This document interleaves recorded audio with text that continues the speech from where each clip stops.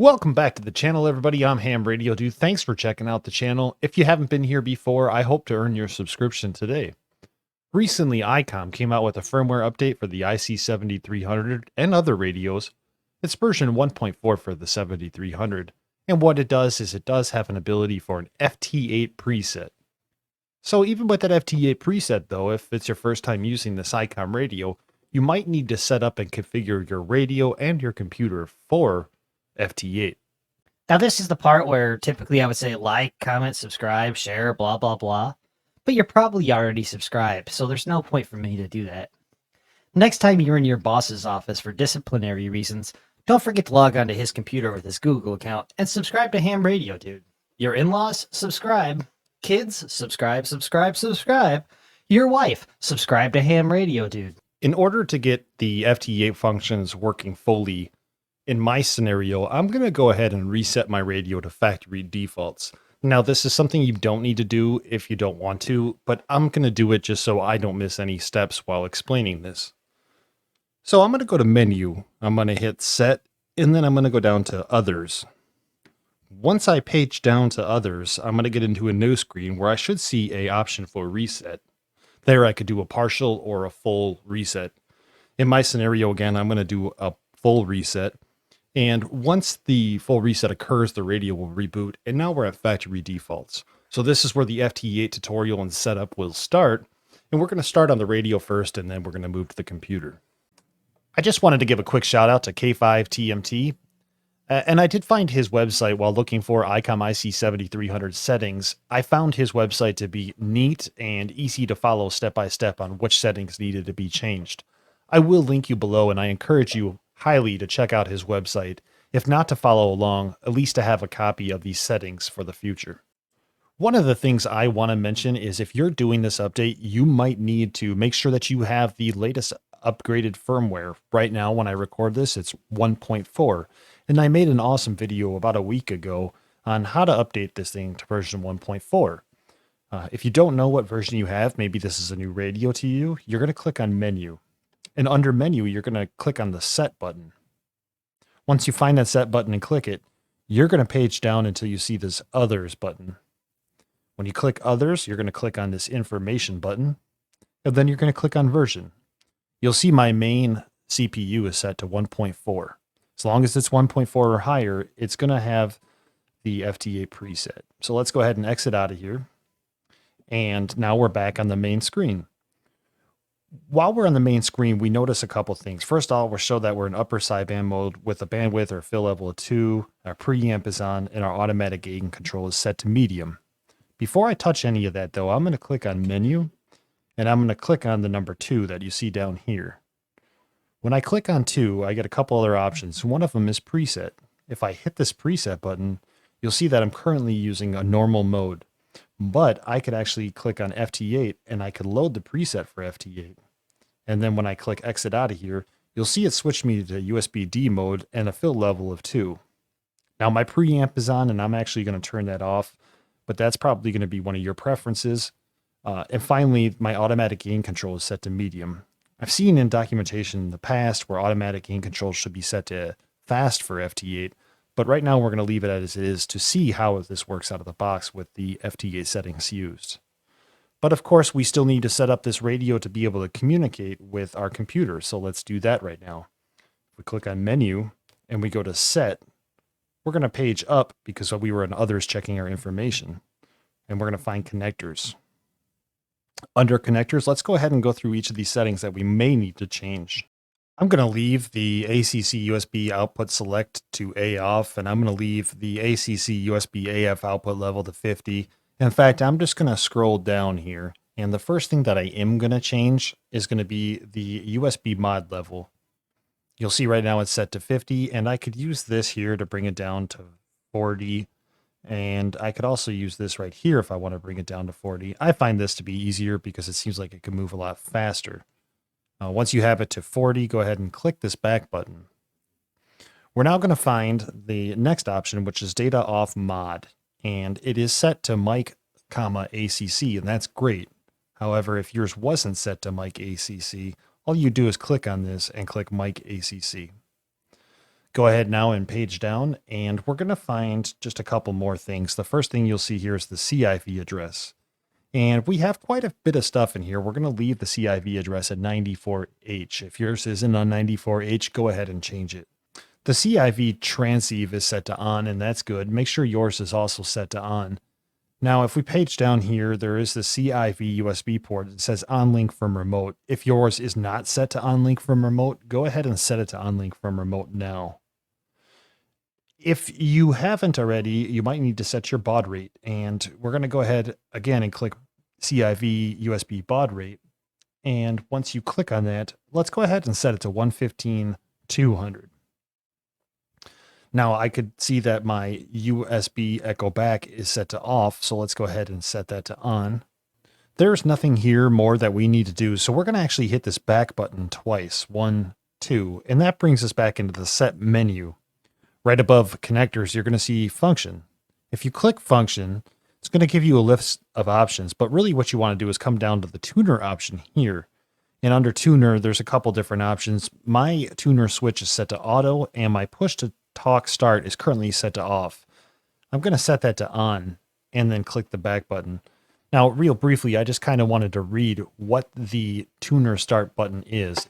The Icom manual specifies on page 7-1, the tuner is always activated when push to talk is pushed after the frequency is changed more than 1% from the last tuned frequency.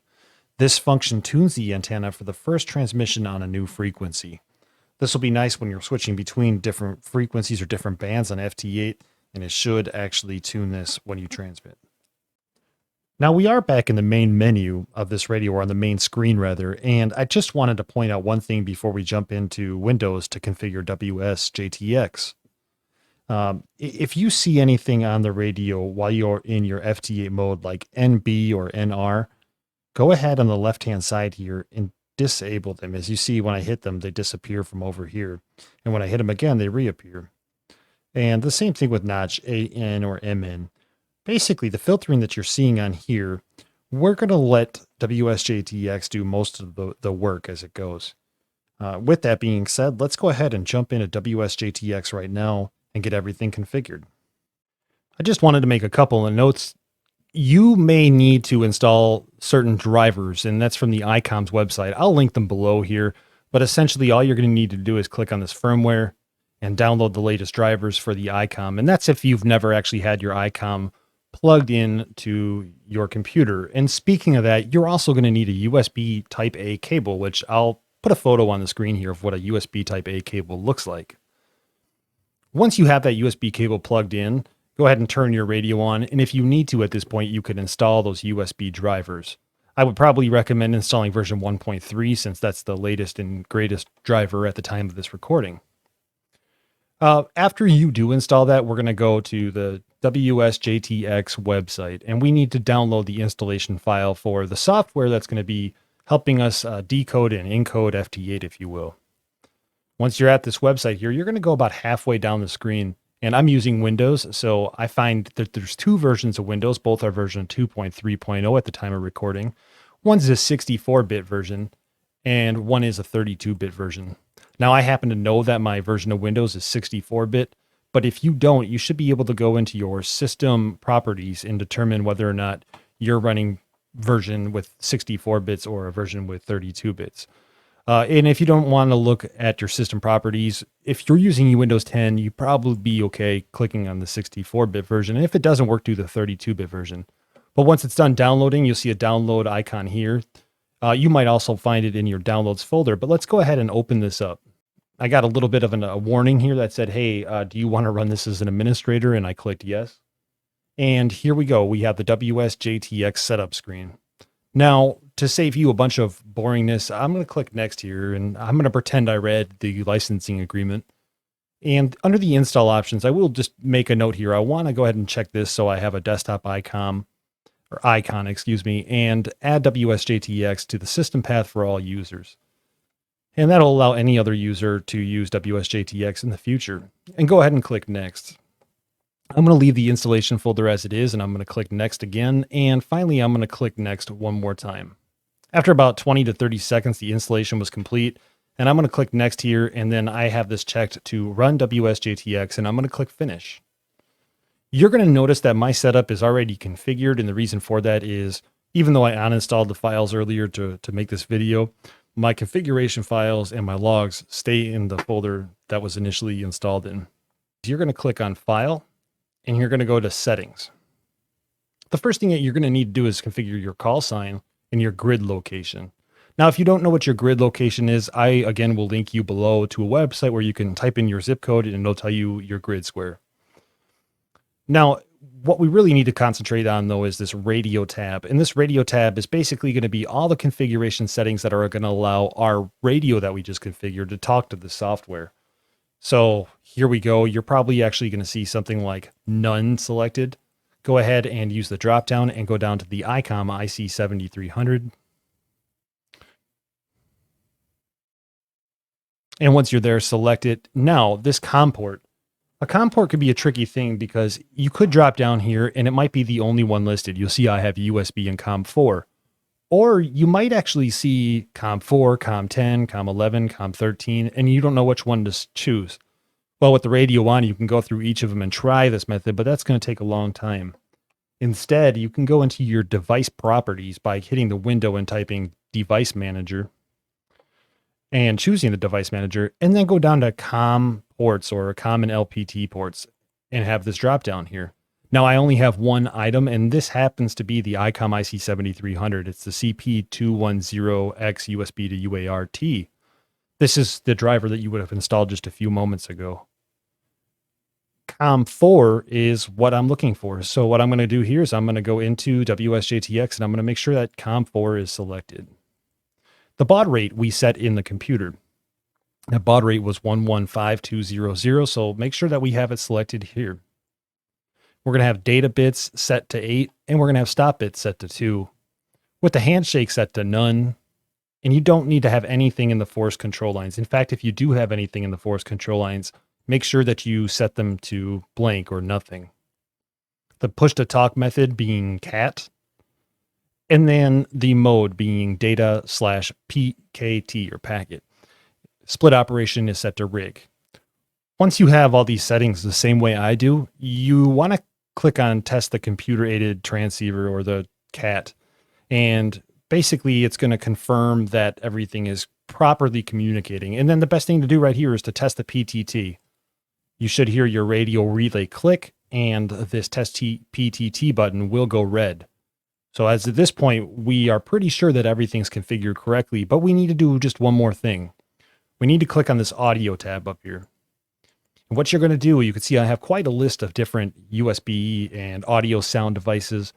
You're going to want to find microphone USB audio codec, and you're going to want to find output speakers USB audio codec. Both of those selected, one for input and one for output as I have them here. Click OK.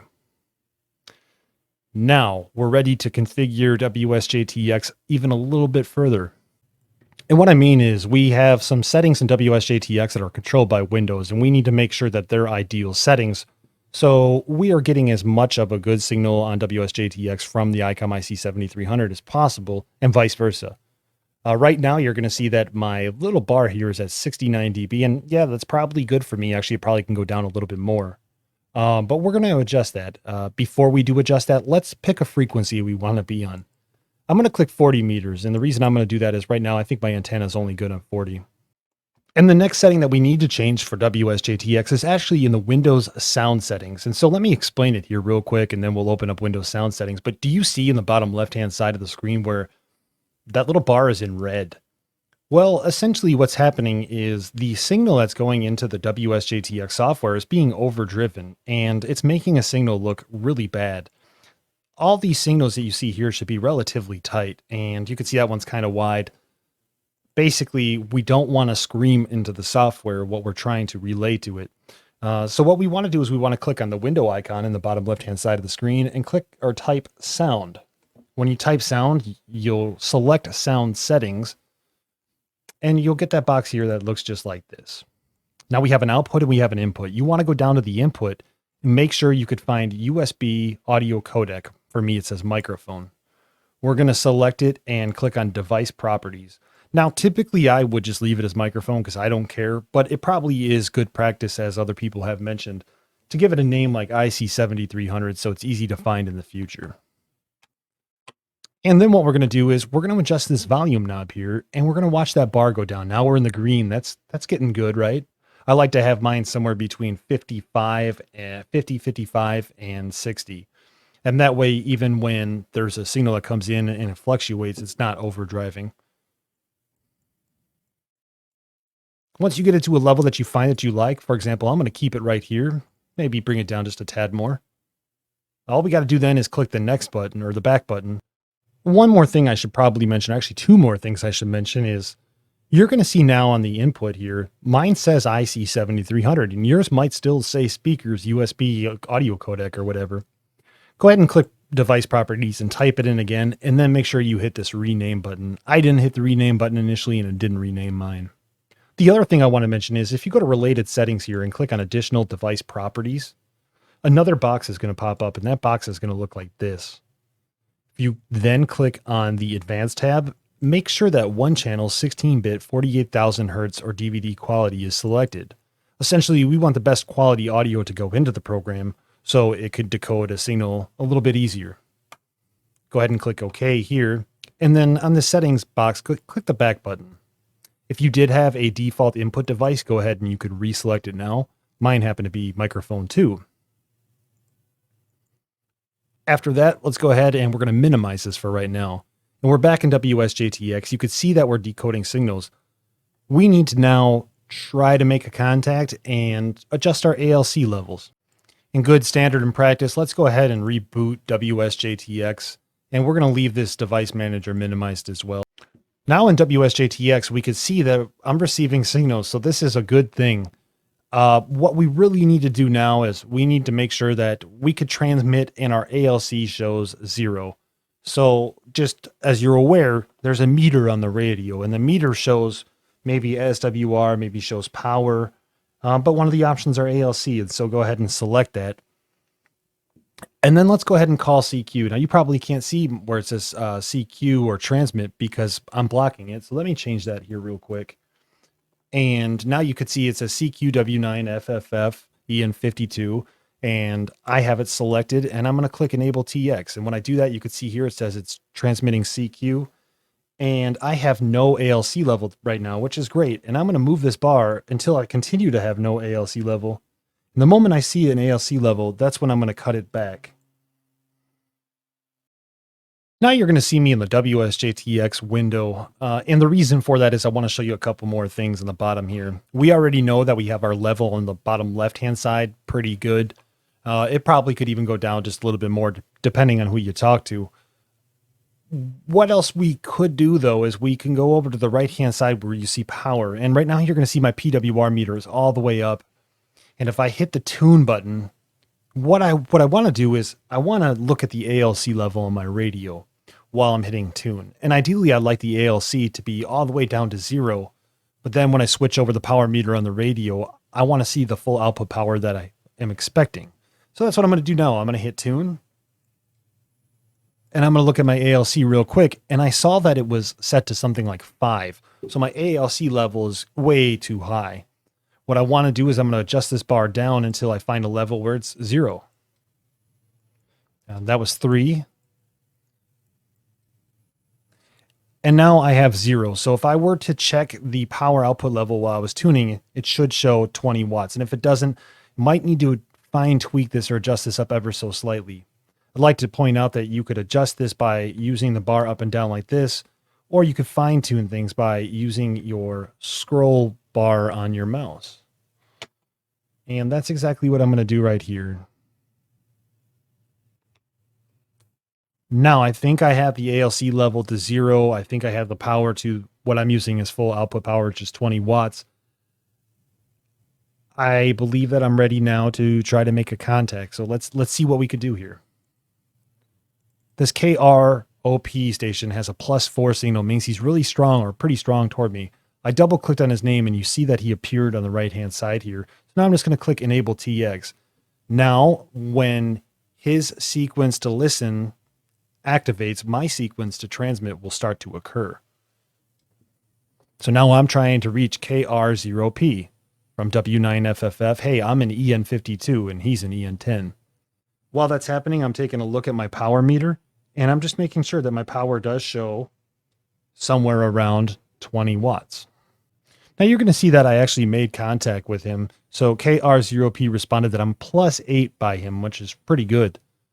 And so now I'm going to give him his signal report. Yeah, thanks for giving me the +8. You're +5. And I did just look at the power meter and I noticed that I was still a little low. So I'm going to adjust this up ever so slightly. And then I'm going to check the ALC on the next go around. And there we are. That was 20 watts. And now we just finished our call too. After I gave him his signal report, he said, report read 73. And I said, hey man, you know, best wishes to you too. So now I'm just going to double click on this and I'm going to click log. And when I click log, all this information, because I double clicked on our last contact, imported into the log. FT8, 40 meters, the reports, his grid location, and his call sign and the date. So I'm going to click OK, and that's going to go into an ADIF file. A couple of final thoughts about our install of the IC-7300 with WSJT-X and the new firmware version 1.4 or higher. First of all, I know I do talk kind of fast, and if you had a hard time following, I'd like you to know, because you might not, that there is a playback speed button on the bottom of the screen. So in the time that it takes you to make a comment that I talk too fast, you could have hit that playback speed and had it at half speed or quarter speed or 1/32 of a speed if you needed it. But I do hope that helps you. Also, I recognize that my desk was not even, and so when I had my Icom on here, everything was shaking. If you would like to come and level my house or find the ultimate solution for me, probably in the time it took you to make that comment saying your desk is uneven, I'm just thinking out loud here, you probably could have booked a plane ticket to come fix my leveling issue. But with that, I all kidding aside, with that, I hope this guide did help you, and I hope that you get some good use of it. Finding the ALC level is going to be a little bit difficult. But just remember, you have a couple places you could set it. You could set it on the power bar down here, which is typically where you'll set it once you get the Windows configuration or the Windows sound setting configured correctly. And there is another place I didn't talk too much about setting it, but that's in the radio itself. So with that, guys, I hope this helped you. And I do hope that you continue to progress yourselves in the hobby. And I continue to maybe hopefully help you. Until next time, I'm Ham Radio Dude 73.